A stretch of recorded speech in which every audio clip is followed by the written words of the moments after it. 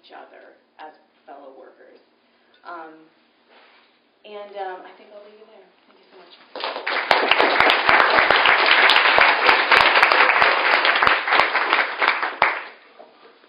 Thanks so much, Lisa. Next up, we'll have Kristen Dyson, who is a PhD candidate in modern and contemporary American literature at the University of Illinois, Chicago. His dissertation examines narratives of American higher education and their relationship to social equality. In 2008, he was an organizer and founding member of Florida State University Graduate Assistants United, and has worked on 2 organizing campaigns since coming to UIC in 2008. Thank you.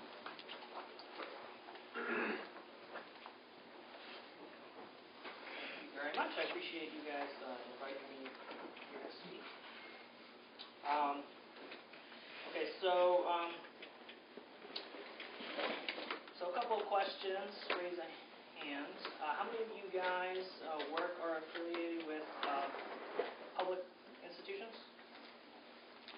Private institutions? How many of you guys are affiliated with or work in the humanities? Social sciences? Engineering? Hard sciences? Public policy? Architecture? How many of you guys consider yourselves to be on the left? How many of you consider yourselves to be left of Obama? Not very hard. How many of you are current union members? Good. I'm going to sort of skip some of the particulars of my organizing narrative because it's a fairly standard story. The methods that we used at Florida State and at the University of Illinois Chicago are fairly conventional. We're affiliated with IFT, and hopefully by the end of my talk, I'll convince you of why it is that I think that this is a workable model. I'm pretty old school in my beliefs about labor organizing. I believe in labor unions. I don't want to sort of throw the baby out with the bathwater, despite sort of what we've learned about organizing in the last 40 years or so. I do want to say that I appreciate very much the different perspectives that we've had at this talk, and I think that they're incredibly helpful. Okay, so I'm just going to sort of get into it. As many of you know, organizing amongst contingent academic laborers, graduate students, and untenured faculty presents unique challenges relative to other occupations. First set of challenges, institutional. Compared to machinists or nurses, the shelf life of a graduate student cohort is short, comparatively speaking, sometimes only a year long. Which means that any worker signing a card or voting on a contract may not experience the ramifications of that decision over the course of their occupational life. In addition, the workplace itself is often too large to be canvassed without a small, well-coordinated army. In fact, the only thing worse than a campus that is too big is one that is too small. So small that contingent laborers are denied offices where they can be located and approached. And even if organizers do succeed in finding contingent laborers within institutional time and space, they must deal with legal realities such as right to work, we had in Florida, and private colleges such as NYU and Yale and others, with spurious designations that teaching is not work at all, but rather an opportunity to increase one's human capital as being mentored as an effective instructor. Anything you guys have to do with that? Gosh, okay. But despite the severity of these external challenges, I believe that each can be overcome through effective and dedicated organizing. Every campus can be divided, subdivided, explored. Department rosters can be cataloged. Legal battles can and have been won. However, I'm going to be arguing here that the major challenges in organizing academic laborers are not purely institutional, but rather personal. That is to say, institutional institutional forces are never wholly external and are instead manifested through the lived experience of the laborers themselves.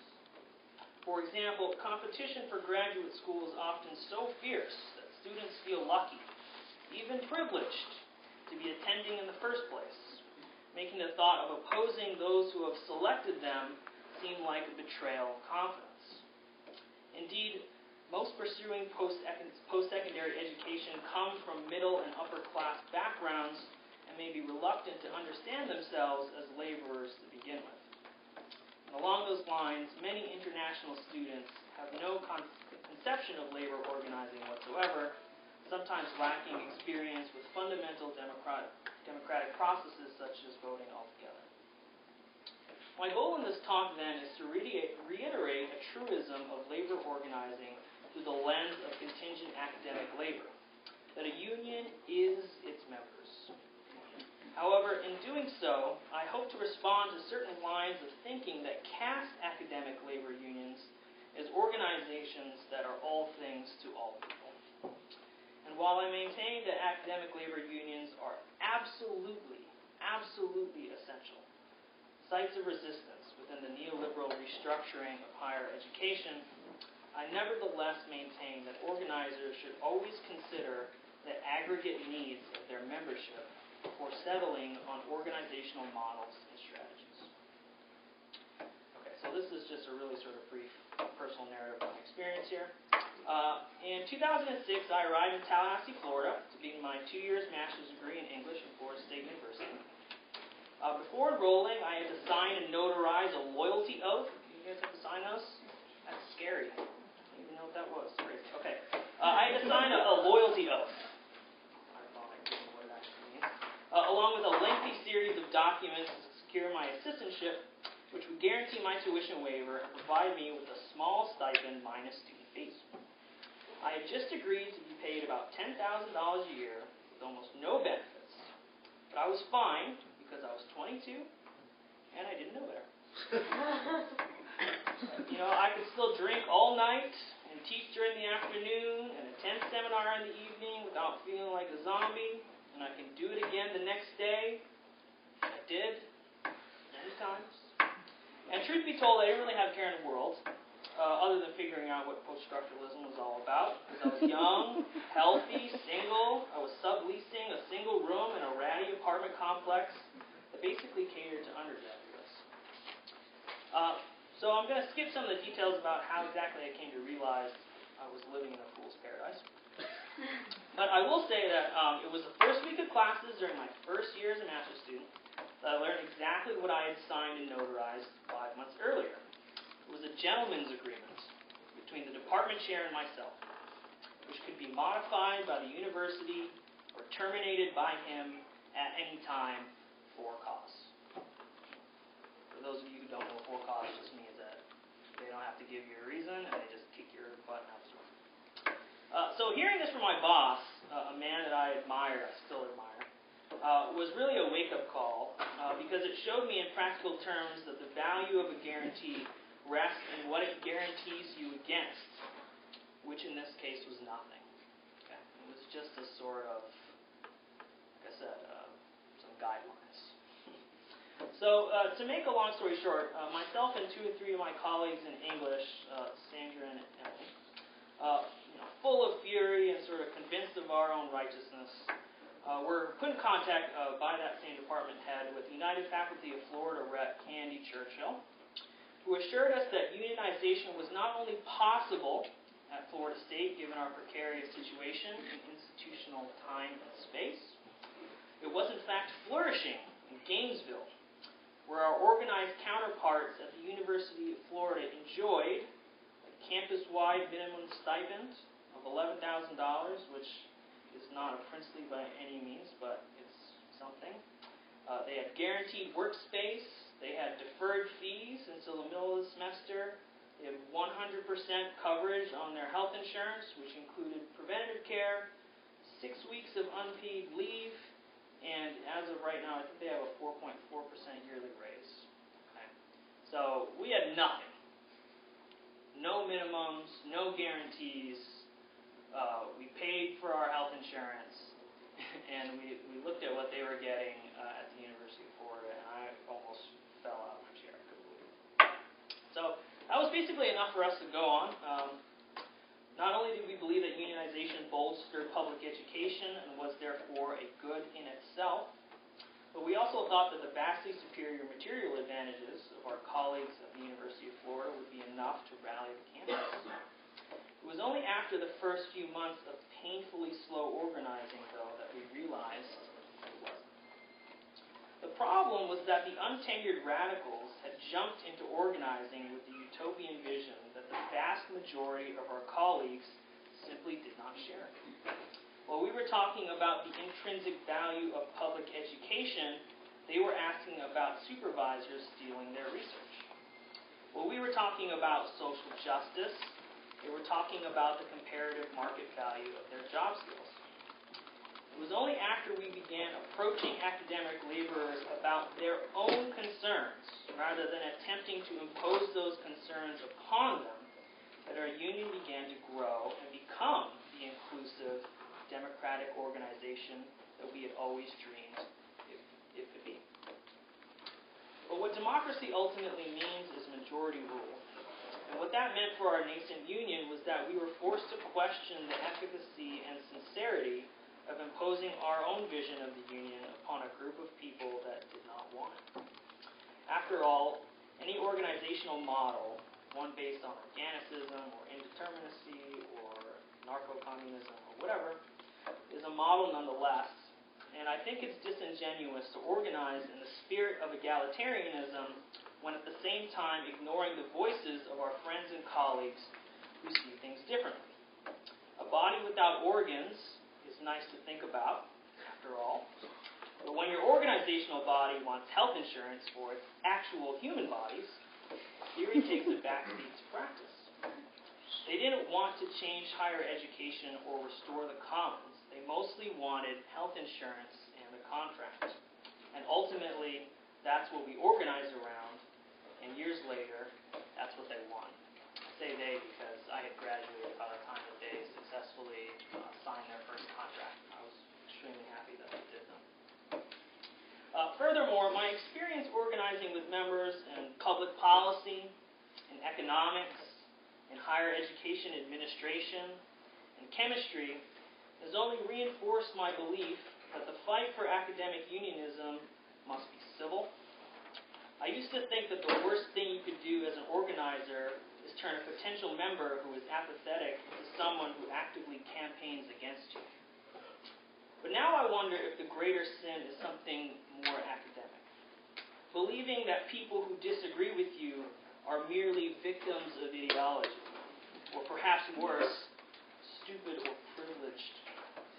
Analytic philosophers are not slaves to Enlightenment phallocentrism. They are grading too many papers for too little pay. Engineers are not the unwitting beneficiaries of institutional discrimination. They are overworked and underpaid.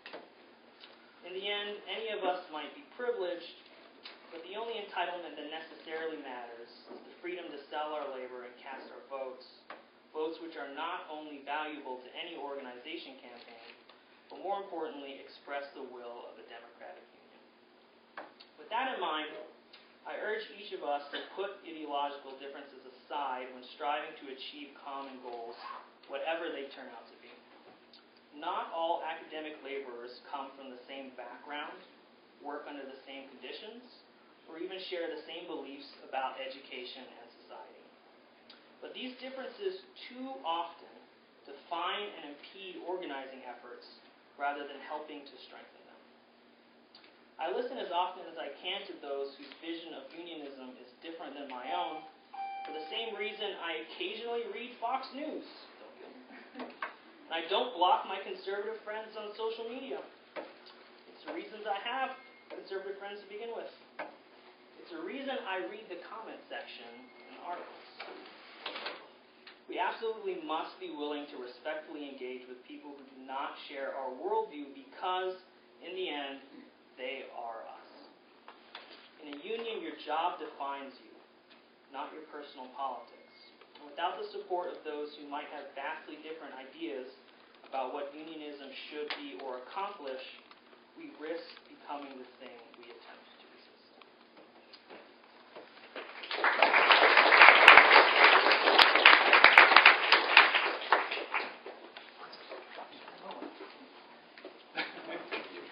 Next up is Molly Cunningham.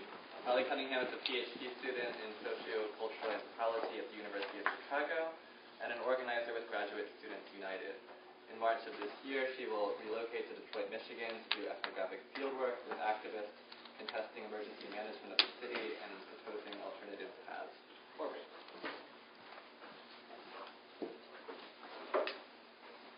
Thank you.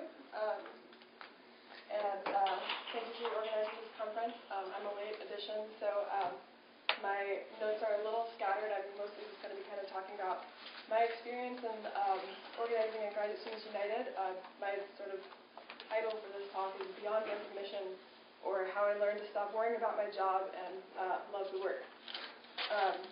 So I'm going to be talking a little bit about the sort of circumstances and stakes of organizing at a graduate student union at a private university, where the path to formal recognition as a bargaining unit for our members is legally foreclosed to us by a Bush-era National Labor Relations Board decision that is currently indefinitely gridlocked in Washington. Under that decision, because we're at a private university, we are not employees, even when we are employees, even when we are teaching and have our A-ships. That still only counts as sort of student status, so we don't formally have the option to pursue formal recognition. So I will offer some thoughts on how this barrier offers an opportunity to think creatively about organizing strategies, given kind of, which I think is good to think with,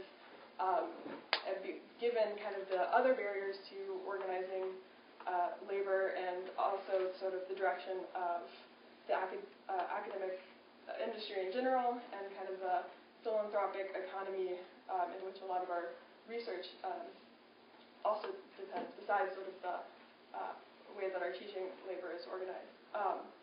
And so the title of my talk is actually just a brief nod to Grace Lee Boggs, who's a philosopher activist, longtime philosopher activist in Detroit, who's been talking a lot about kind of moving, thinking about reimagining work and reimagining other sort of forms of social organization for a post-jobs economy, not waiting for jobs to come back. And trying to think about what's next and prepare leaders for that. So let's see. So the recognition question, GSU formed in 2006. We currently have about 600 members. We sort of sign cards every year. You can sign a card to become a member. It's $5 annual due. It's not really kind of like a binding contract. It's much more informal.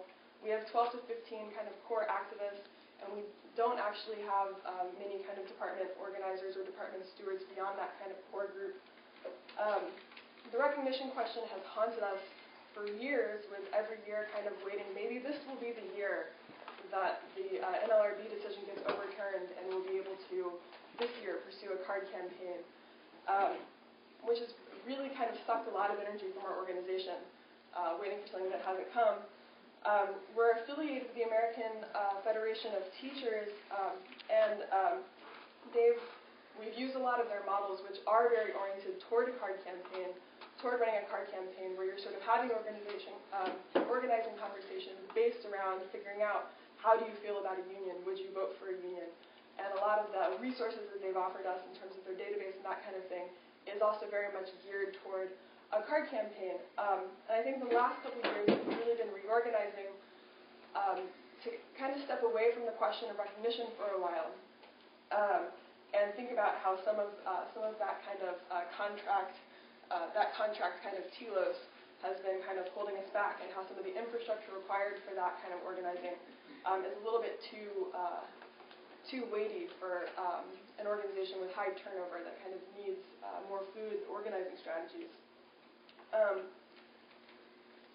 And so recently, also New York University's GSOC, their union, recently won by a 98% vote neutrality agreement with NYU, and withdrew. It was NYU that had a petition in with the NLRB that would overturn this decision, and NYU actually agreed to do a neutrality agreement contract without the NLRB. So they're actually going to be entering, NYU is a private university that will be entering into a bargaining process with NYU. This is pretty recent news. This just happened this fall, and this kind of puts another avenue another sort of pathway for building power on our path, but that campaign took years and years and years of building, and while we sort of still have it on our plate now, the only way that we could get anywhere close to having that much support, even the pressure of the university into a neutrality agreement, is going to just take a lot of organization building. Okay, so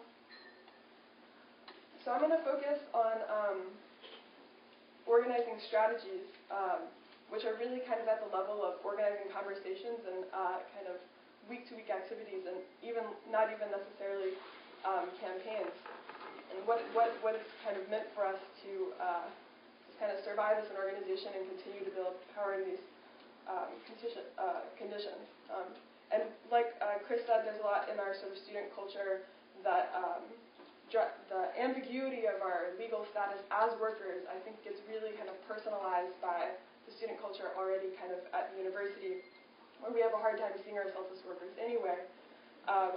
With we get 5-year a lot of us get 5-year fellowship packages, which leads to a situation where you feel like you're doing pretty good until you're not anymore, so that folks who are financially struggling are pretty erased from the average student experience. It's also our teaching is in this apprenticeship model.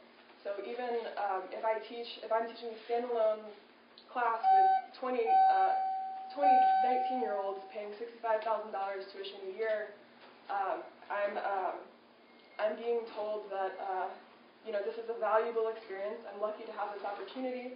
This is an apprenticeship kind of. It counts towards my degree requirements, and therefore the very low wage that actually only pays back my promised stipend. I should be lucky to have that. There's also there's a really big kind of competitive culture of just if you're struggling, you probably deserve to be struggling, and if you're in the union, it's just because you want to take too long. That's not our problem. There's also the university has also just got a huge kind of infrastructure of kind of a ballooned administration, taking tons of student surveys and little things to kind of tweak and improve the student experience. And the kind of message is kind of like, you're a student, which here is kind of like a customer. And I think a lot of graduate students kind of play into that, but the university is listening, but it's really based on this kind of like customer feedback model. So we've had to push back against that as well. Even when we have made headway on campaigns, things like childcare and healthcare, by having campaigns, it's been really hard to actually claim the victory, and for the university to not kind of take it back and say, oh, no, this is a university initiative to get student input, and to just kind of, tweak and improve the student experience. Okay, so I'll move on to this kind of strange list of strategies that I've come up with to share with you, to really think about the question of what is academic labor. Is it when we're teaching? Does it count? Does our scholarship and research count? Are we counting our labor hours? Do we have hours, or should we be thinking about the question more open-endedly? One of the strategies that we've really started in the last couple of years is to just leave that question open. I think that when we've tried to have blowout debates where we come up with a kind of final line for GSU for the organization, it just comes up again the next time a kind of new organizer's in the room. So we've worked hard on creating democratic spaces where we can all engage this question for ourselves, and breaking down the kind of us activists, you members, language and meeting formats, and using some more kind of popular education models in our members' meetings to sort of just start with what is the collective experience, what is the wisdom of people in this room, and how can we sort of work through that. Which also means moving, and this is as a facilitator, this has been really big for me, is working past the kind of grad tendency to act in a meeting like we would in a classroom, which is kind of where we start to kind of compete with each other to kind of land the right answer, versus which tends to reproduce a lot of the kind of ways that the classroom experience is also really alienating and marginalizing for students who don't have that competitive edge or are even seeking that competitive edge out of their scholarship. We've also been looking for projects that can be more crowdsourced.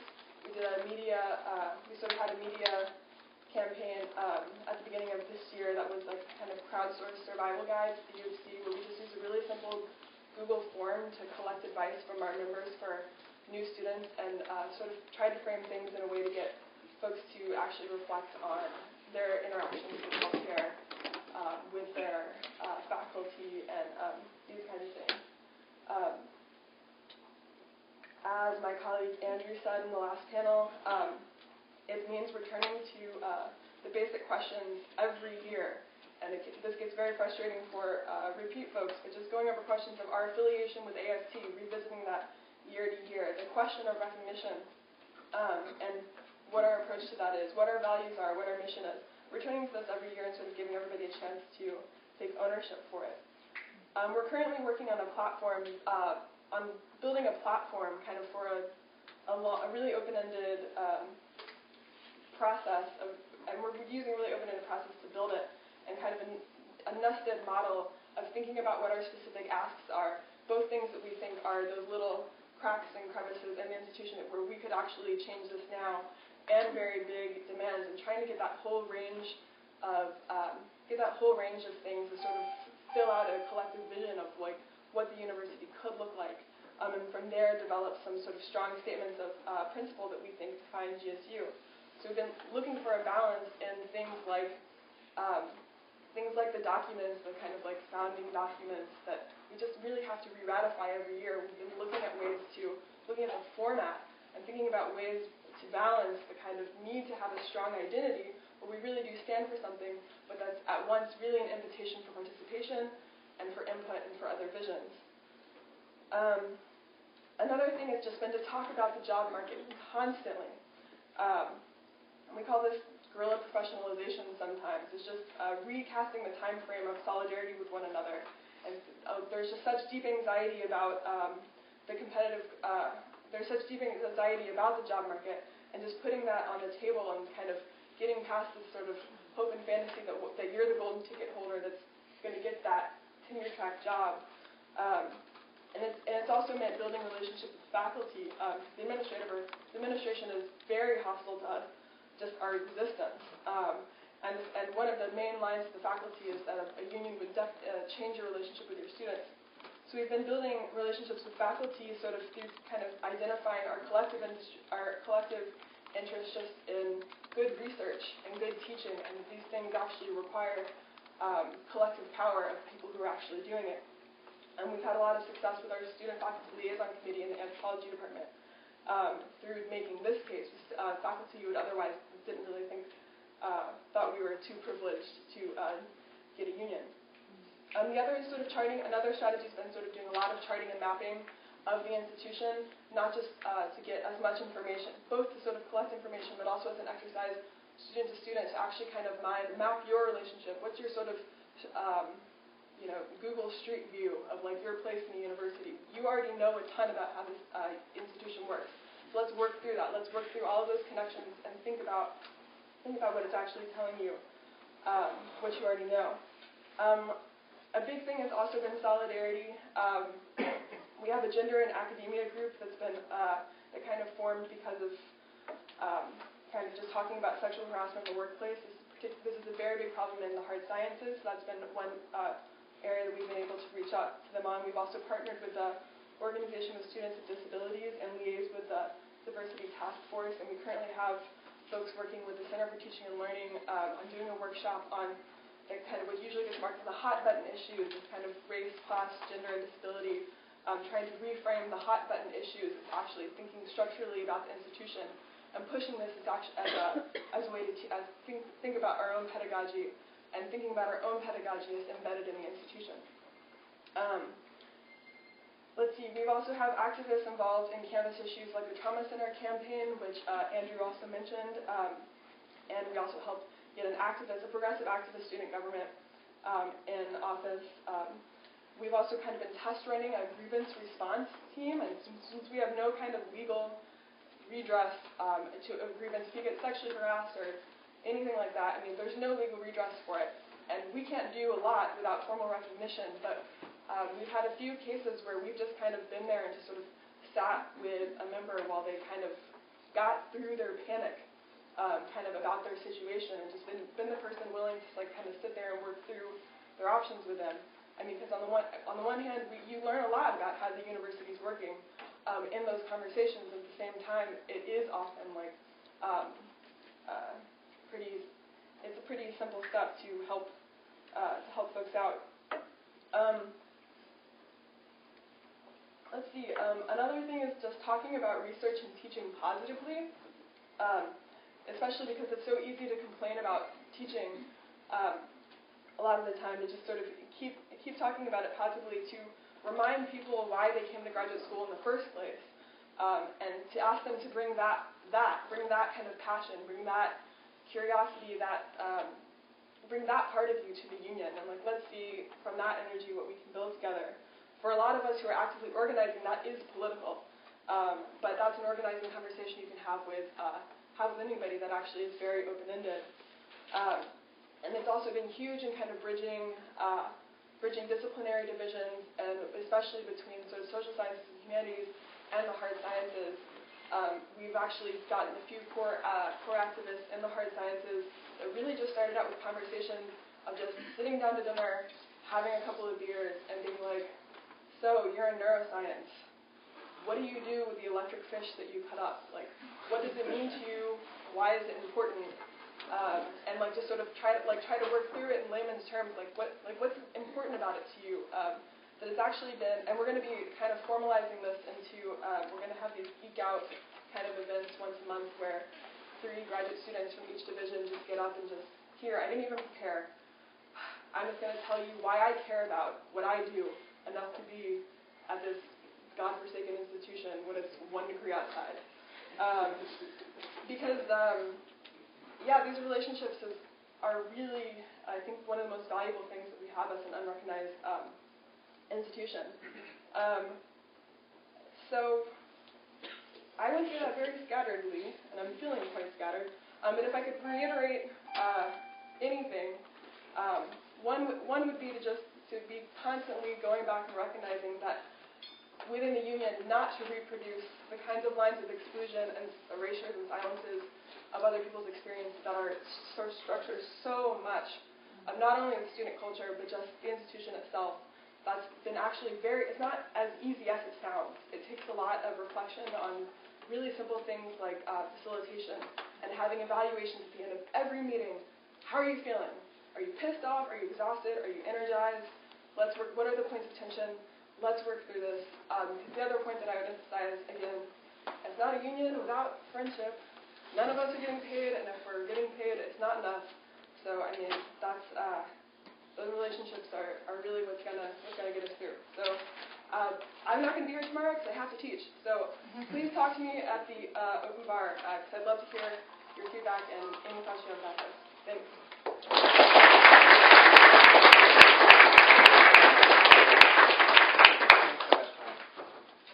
Last but certainly not least, we have Michael Below, who's a PhD student in sociology at the University of Wisconsin-Madison, and currently serves as a co-president of the Teaching Assistants Association. For his MS degree, he has researched the emergence of graduate employee labor unionism in the 1960s through a historical case study of the TAA. In addition to being a member of the TAA, he is also a longtime socialist activist and a member of the International Socialist Organization. Thank you. Everyone's trying to stand now, what everyone else has. But so what I wanted to do with this was, I'm also a late addition, so this is also going to be a bit scattered. But I wanted to go over sort of the realities that we deal with in Wisconsin now with regard to the labor law, which if you're new to graduate school or graduate school or graduate student unionism, you may not have been kept abreast of all the changes that occurred in Wisconsin in 2011. They were drastic, so I would like to go over them as quickly as I can.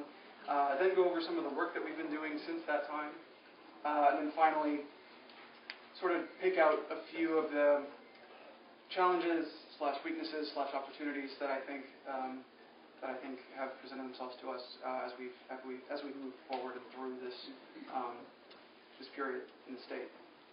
So, for the sake of brevity, I'm going to continually refer to this change in labor law as Act 10. It's just the legislative name of the law. So when I say Act 10, it refers to this bundle of new rules regarding public sector labor unions in the state of Wisconsin. So the first thing that Act 10 did was to highly complicate the process of certification for unions and threw up a number of barriers to union certification. And these are chiefly that for a union to remain certified, they have to run a certification election every single year. They have to pay the state in order to administer that election, irrespective of whether they win or lose that election. And they have to win a majority of not those voting in the election, but of the entire bargaining unit. That is, if you get 50% of your bargaining unit to vote, and every single one of them votes yes, you still lose. So that is the hurdle for certification at this point, to be legally recognized as a bargaining unit or as a bargaining agent. The second thing the law does is to stop automatic payroll deduction. So dues must be collected by hand. That is by hand. You do it. You set up a PayPal thing so people can pay with their credit cards, which everybody hates because who is this punk ass who wants my credit card number that I've never met before? Or you can ask people for their routing number and account number, which nobody knows, and they don't really want to give you that either. So that's so you have to do all that stuff essentially face to face by hand. And if you do, by the way, forgot to mention, if you do certify successfully, and you become the legally recognized bargaining agent for a union, the only things you can collectively bargain over anymore legally are wages up to, not past, inflation, and that's it. So that's about all you get. You can't bargain anymore over all the other kinds of things unions typically bargain over, including healthcare, et cetera, which are set in stone in law. So the TAA, like many unions, opted not to seek certification. We weren't going to get very much out of it, obviously. It was going to be an expensive process and a rather long process. So we, in practice, now operate as a minority union in an unorganized workplace. We officially lost, once Act 10 went through, we officially lost every single member of the union. Our membership went to 0. Any card signed before the passage of Act 10 was voided, so we started from scratch. It means a lot of things. It means we lost a lot of dues money, especially the fair share, so-called fair share dues that had been drawn from all members of the bargaining unit before, irrespective of whether they signed a card. It meant that we came under very serious financial duress. We had 2 part-time staff members, both of which have been let go since, because we couldn't afford them anymore. We are now up to about 700 members, which represents about 23 to 25% of the former bargaining unit, which is about 2,700 people, 2,800 people, something like that. So that's sort of where the law has left us. I mean, if you're just taking stock, that's the situation as it stands. Finally, an implication of not participating in the absurd recertification process is that the administration has no legal obligation to talk to us at all, to recognize us. If we go to their office, they can pretend we're not in the room. They have no legal obligation whatsoever to recognize the TAA. So that's where the TAA at the moment stands.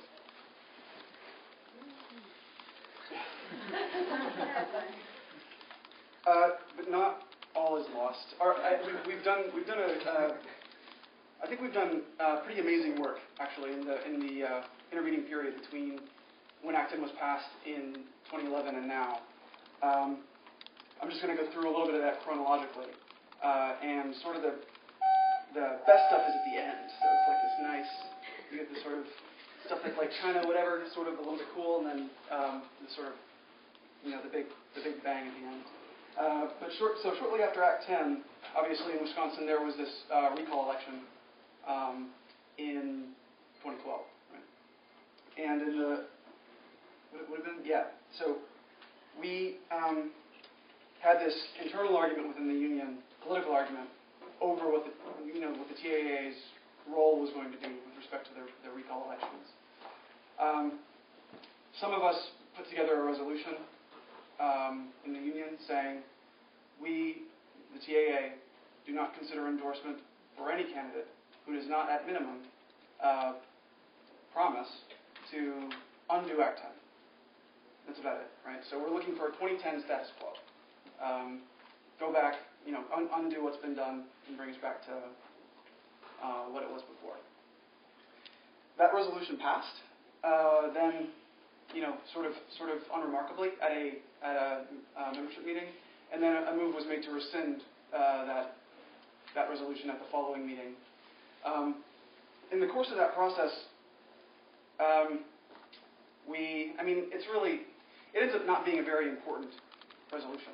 The story is too long, and really there wasn't a ton at stake here. Like, the TAA wasn't going to turn the election. We were going to fundamentally alter the political outcomes of what was going to occur in the state of Wisconsin. So what the gist is here is that in the course of organizing that debate that was going to be had in the union, a sort of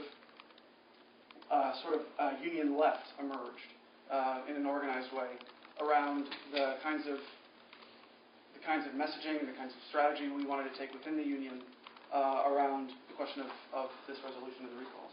In the end, the resolution was rescinded, but on the basis of the arguments made by that left-wing group, that sort of informal caucus, neither of the Democratic candidates for the recall were endorsed by the union. And we had some impact in the local labor movement in terms of starting a discussion about what labor ought to expect from political candidates. That's less important for the content of that debate, and more important for the emergence of that left formation within the union, which, having organized around that program, that is a political program of union independence and orientation toward fighting the boss, etc., rather than using time and resources on political campaigns for bad candidates. Out of this formation came the sort of next generation of the leadership of the TAA. So two of the sort of left candidates won the co-presidency. This was before me. So my current co-president and the guy who came before me, in what I think was the first contested co-president election for the TAA ever. So the left won that election, and also, oh wow. Okay, kind of like the other way. But it also meant that, so for the Stewards Council and the Executive Board, etc., more of that left was taking on a much bigger role in the leadership than had been the case in the past. And it was this group that initiated a campaign, which is a campaign we are still waging, which we're calling the Pay Us Back campaign, which is a sort of no-brainer kind of increased take-home pay campaign. That's it, increased take-home pay.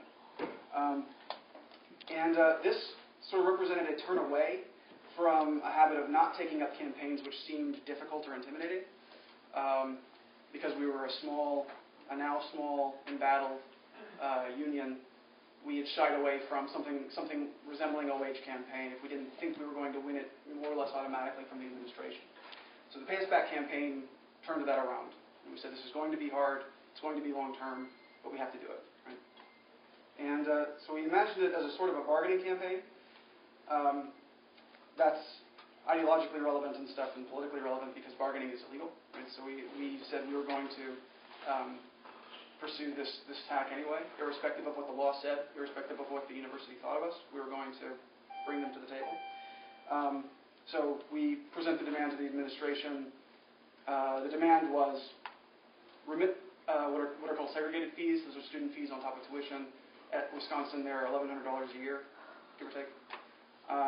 which, depending on what you're paid, is 8 to 15% of your annual pay. So we said, remit segregated fees, or give us a raise large enough to offset them, and then tie future raises to future increases in segregated fees, which they would, of course, reject. Then we would do something annoying, and then we would go present the demand again, and they would reject it again, and then we would do something more annoying, and on, until they said yes, or gave us something, right? And so what we did to that end was, we presented the demand, then they said no. We waged a letter writing campaign, sent some 500 messages to the Vice Chancellor, who was the guy that we're sort of negotiating with. We went to him again, sort of said, did you get our email? And he said, yeah. Sort of said, what do you think? And, he rejected the demand again. We began a sort of faculty-oriented campaign where we got department faculty to sign on to a statement of support for our campaign. Key to that work was the presence of a faculty union called the United Faculty and Academic Staff at the UW. So a couple dozen or so departments issued statements of support and sent them to the Office of the Chancellor, Office of the Vice Chancellor. Rejection again. And then finally, culminating in a short and actually rather non-disruptive occupation of the administrative offices. Or not even the offices, the building, right? So we were just sort of in the hallways. We called it a grade-in, so we just brought our work to do, and just making our work visible to the administration and stuff like that. It wasn't ever sort of imagined as a big disruptive thing. Come summer, we get a message saying that the university had noticed how low paid their teaching assistants and project assistants had been, and so we got a 4.67% raise. In a situation where the state had mandated only a 1% raise for campus workers, and when initial admin offers were more on the order of 2%, right? So, and under conditions of historic defeat for the working class in Wisconsin and the labor movement in Wisconsin and nationally, right? So this is 4.67% is not the 8 to 15 that would be required to offset totally the segregated fees, but it was a big win. So throughout this, it's been somewhat fortunate that the admin has continued to agree to meet with us, but the character of these meetings are not like the bargaining meetings of before, and I think that that's a problem on some level, and I'll get to that in a bit. The point being that they're entirely informal. So just to talk a little bit about the current phase of the campaign now, it's sort of entered a sort of marathon phase where we are doing a bunch of research about how other institutions handle fees, how other graduate students in other places take-home pay compares with like cost of living. Madison, in the Big Ten, for example, has a relatively high cost of living compared to the other cities. Those sorts of things, and also running what's called the Face of Fees campaign, wherein we collect stories from graduate students about the burden of segregated fees, how difficult they make it to raise a kid that they have, or deal with a chronic medical condition that they have, or how they're on food stamps, or some other thing like that, right? And what it would mean for them, therefore, to have that remitted. So finally, the sort of last thing we've done, and the constant thing we've done, is to keep the heat up on grievances. This doesn't stay, but I'm just going to hold it. We've kept the heat up on grievances, continuing to have an active, we actually call it a contract enforcement committee rather than a grievance committee, which I think sounds like kind of scary. It's not that scary, but contract enforcement sounds kind of cool. And they continue to take as a baseline the last operative contract that we had, which was the 2009 contract. So they assume, they act as if that contract is still in place. The contract is actually void. It has no legal backing whatsoever, but we pretend as though, and we act as though, the university is bound to that contract. So that's been key, maintaining an active grievance committee. So that's what we've done with the sort of hostile environment that we've been given by Act 10. And I think the challenges and the questions that are starting to come up are really fundamental from the perspective of the union and the direction in which it can go. So, for example, there are certain opportunities with non-certified status, and some of these have been hinted at or directly stated in previous presentations by the panel. So for example, with the non-certified status, there are no formal limitations on who we can organize or what we can demand. So historically, the TAA has only organized teaching assistants and project assistants. Project assistants being people who are often employed by centers or do some kind of administrative work somewhere, etc. Research assistants were not part of the bargaining unit. So we've seriously taken up the question of organizing RAs, what it would mean to organize RAs, what RAs' demands are, how to relate to RAs, those kinds of things.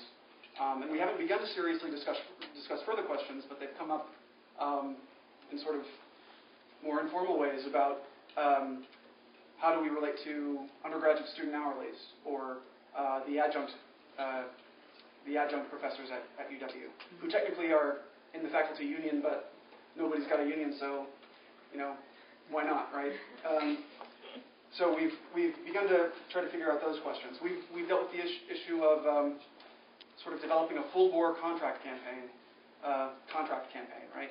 Wherein we present, on the basis of past contracts, the best of what all the past contracts have had to offer, bring that to the university and say, this is what we want. We want both of our signatures at the end of this.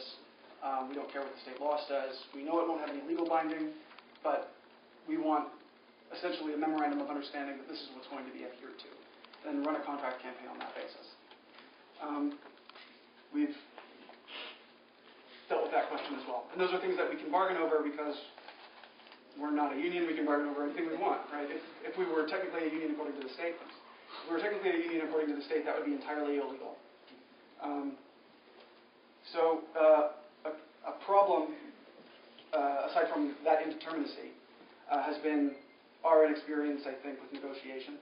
So when we meet with the administration, we don't have the pretense of force of law or the actual force of law. I think, I say pretense of force of law because even legal unions often, the law is not really on their side. But we don't even have the pretense, and we have no bargaining committee that meets with the UW committee, just a few TAA leaders and the vice chancellor and the assistant director of human affairs or some such thing, right? Human resources. None of us, we don't know how to negotiate. When we're in that office, the vice chancellor controls that conversation. We've only won so far because we've been able to control the conversation outside of that office, via media campaigns and things like that. But in that office, it's his ball game all the way, and that is a big problem, and that has to do with a lack of experience and a lack of maturity in some ways on the part of the current TAA leadership, including especially yours truly.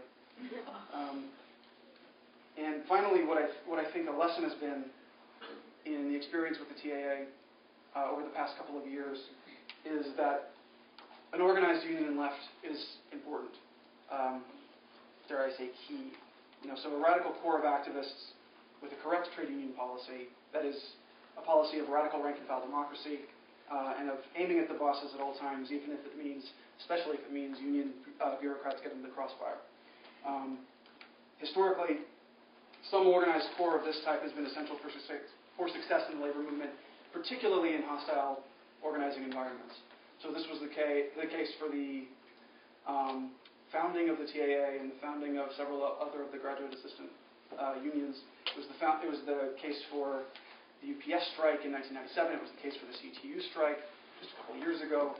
It's been the case for virtually in every single case practically. Any of the famous strikes you might have heard of, if you have any sort of fleeting interest in labor history, right? The left organization that we built in the TAA has weakened and has dissolved essentially. But it can be rebuilt, and I think it must be rebuilt if we're going to improve on the kinds of issues that we've faltered on so far. So that's all I have. Thanks.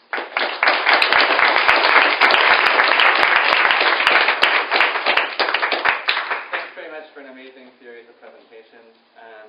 I do want to try, is it okay if we're going to be running a little late with everything, but I do want to try and do maybe 10 minutes of discussion. And if we can, I think maybe I'll try and collect 3 questions at once and then throw them to the panel as a group, and we can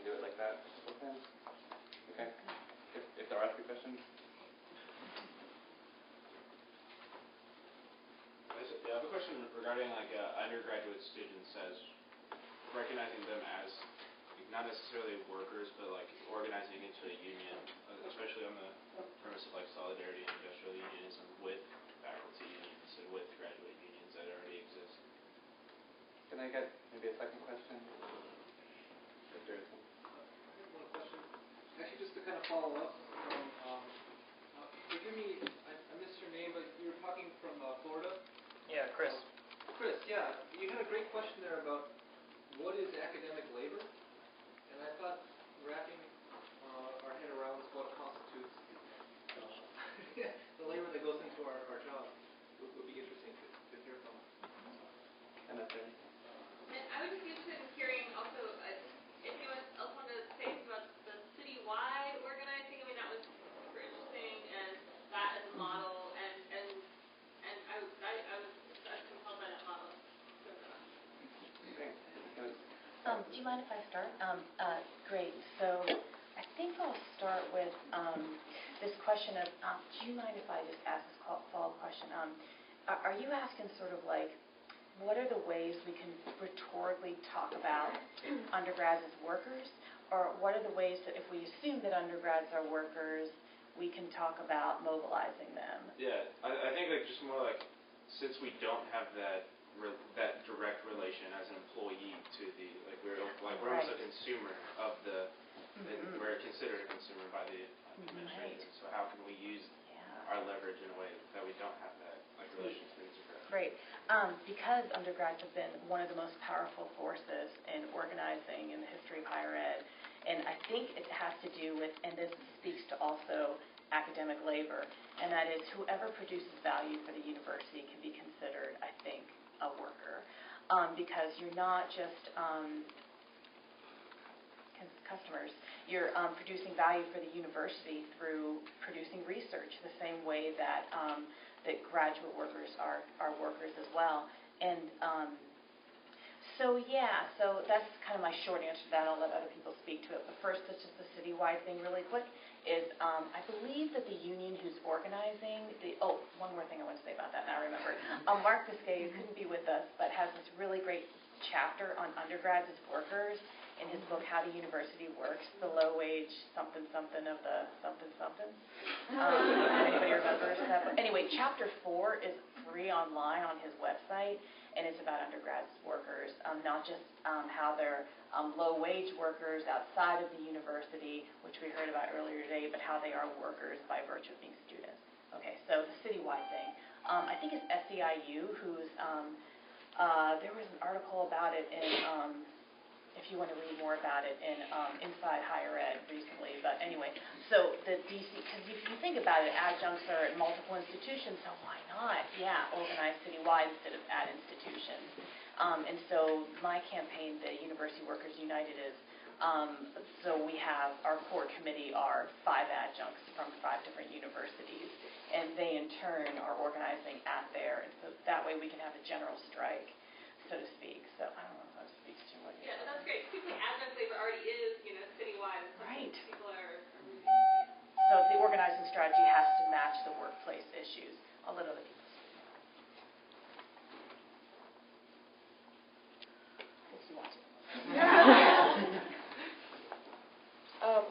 I could talk a little bit more about the question of what is academic labor.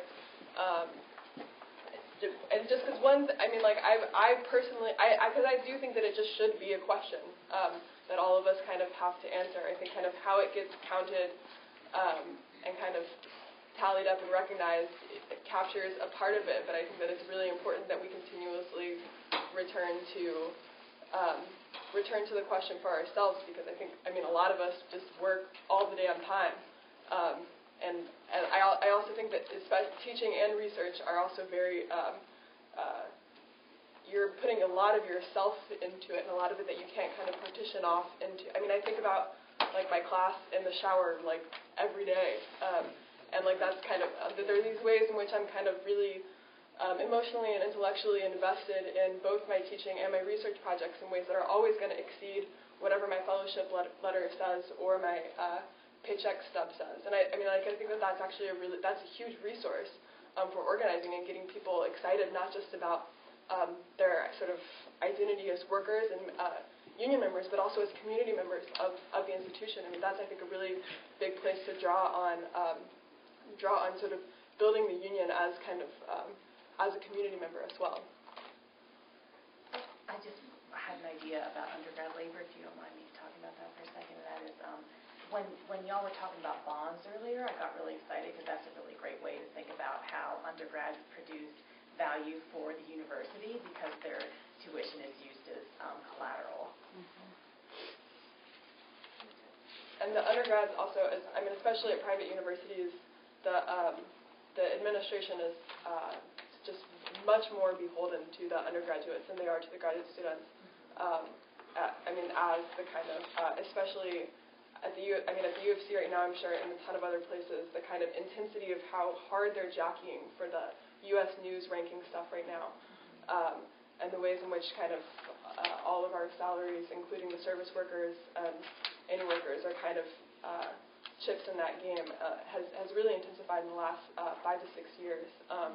So I think it's a really, really important connection to make because in some ways undergrads are sort of the audience for where a lot of that money's getting poured into.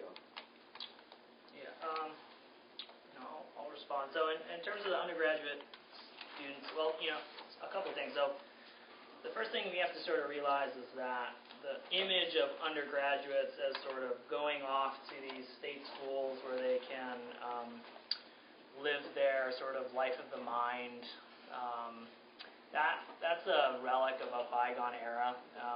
Undergraduate students today, the majority of them are actually employed in addition to being students. So connecting with students as workers is not as difficult as perhaps it might at one time have been. So, speaking with them honestly about their lived experience in terms of what it means to be both a student and a worker, those conversations are becoming increasingly easy to have. The other thing is, at least in terms of every union that I've been in, forming coalitions with undergraduate students and their campus groups, Students Against Sweatshops, and basically any organization that's willing to sort of have conversations with you and work with you is absolutely essential. And undergraduates continually surprise me every single time I have these conversations with how interested and how passionate they are, and especially how sympathetic they are when you start talking about your working conditions with them. Sometimes you become cynical and you think, well, they just look to me to sort of give them their grades, but they actually do care more than perhaps we might think. So having those conversations, supporting their organizations, and also, just a couple of tangible things. If as an undergraduate, when we were getting ready to have our strike, it never came to fruition, but when we were preparing for our strike drive, we told the students about, well, we're getting prepared to have a strike. You might see me out on the picket line, and for those of you who've never seen a picket line or don't know what it means, this is what it means. And, a lot of them had no idea. And so just trying to get them to understand what it means to sort of cross a picket, or what would it mean to sort of cross a picket line, and the sort of history and the politics of that. That was sort of important too.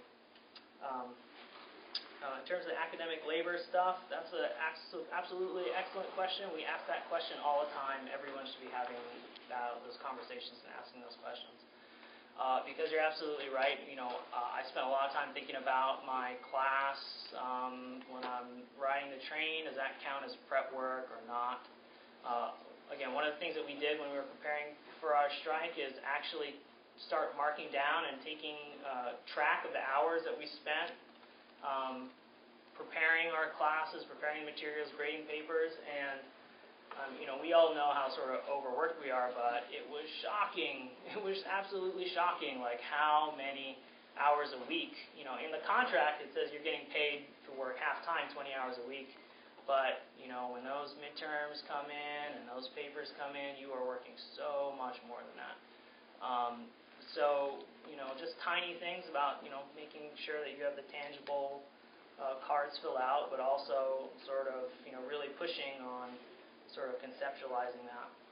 The last thing about citywide organizing, I don't necessarily have any experience in that, but I do think that that is essential to think about, particularly because many adjuncts, especially in the humanities, don't work at one institution. They have to cobble their work in working in many institutions. And, one of the reasons why I sort of was trying to get the temperature of the kind of workers or academics we have here is because in the humanities, this is a much more prevalent thing than in other disciplines. And in fact, adjunct workers as a whole, believe it or not, the majority of them don't even want full-time status. Not saying in anyone's particular situation. Most of those people are people in education or business who have other jobs and they teach classes. So if you want to have a successful strategy for sort of organizing them, I don't think, given the particular occupational status of contingent laborers, that wouldn't necessarily be a successful model. So you're probably going to have to turn to some of these other models if you want to make it work, which I absolutely think that you can.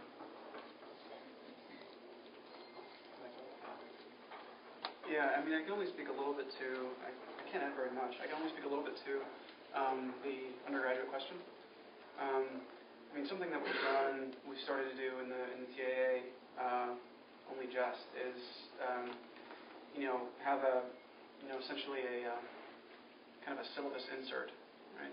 That is a, is a statement about what the working conditions of a TA are, of a typical TA are.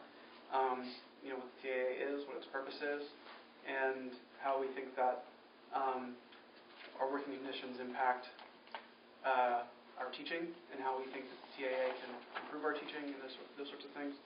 And I did it this semester with my students, saying, you can read that on your own time. We don't have to talk about that. It's not part of the course. That's just sort of for you can throw it away. It doesn't matter. It's for your own application. And I was shocked. I mean, I was taken aback by how much the students were interested and how much they wanted to talk about it. And we spent, in I think 3 of my 5 sections, we spent practically the entire first section talking about that. And they were kind of like, how can they do this to you? And I was like, you're right. Oh my God. How can they do this? I don't know. It's like so fucked up. Like, yeah. So it was like, it was kind of an amazing experience, being able to connect so easily in a lot of ways with the undergraduates that at least were passing through my classroom. But in general, it's pretty hard for me to imagine. It's pretty hard for me to imagine an organization of undergraduates and graduate students and faculty, unless it was some kind of just like some sort of cobbled together umbrella thing where each of the organizations was still pretty much autonomous. We worked directly with the USAS chapter out at Madison, like you said, the United Students Against Sweatshops. And in the past, in strike efforts and stuff in which the TAA is engaged in, long before I arrived, undergraduates were always crucial and they would form essentially volunteer strike committees and things like that of undergraduates to aid in whatever the TAA was doing. And so all that stuff is crucial. The undergraduates at UW used to have their own labor organization, the ones who worked there. It was called the Memorial Union Labor Organization. It was all the undergraduates who worked at the Memorial Union, called MULO. And then it was rolled over by 2004, I think, by the administration, but it had been around since like 1970. I don't know why there aren't more labor organizations of the student hourly workers on campus. I think in a lot of ways the sort of Fight for 15 stuff that has cropped up provides a really great opportunity for starting that discussion on campus and undergraduates again. Are there any last very burning and brief questions? I guess the one thing that occurs to me is like there's, as a context or as a parallel, is that I've found useful in discussing some of these things is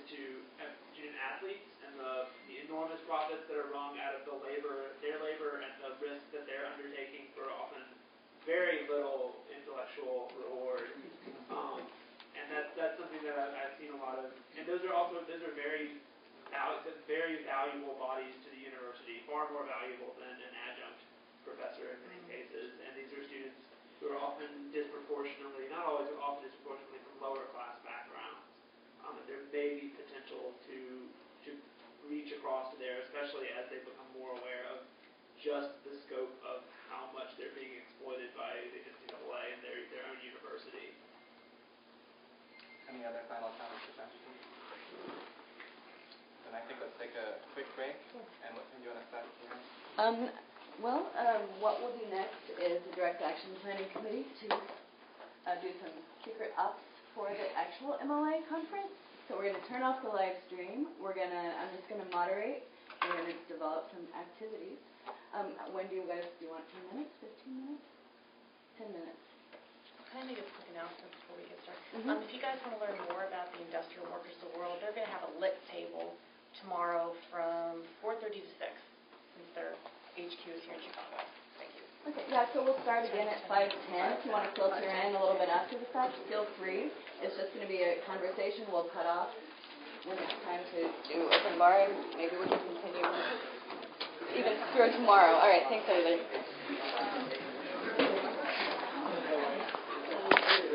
Cool, okay. Oh, let me title it. Oh, okay.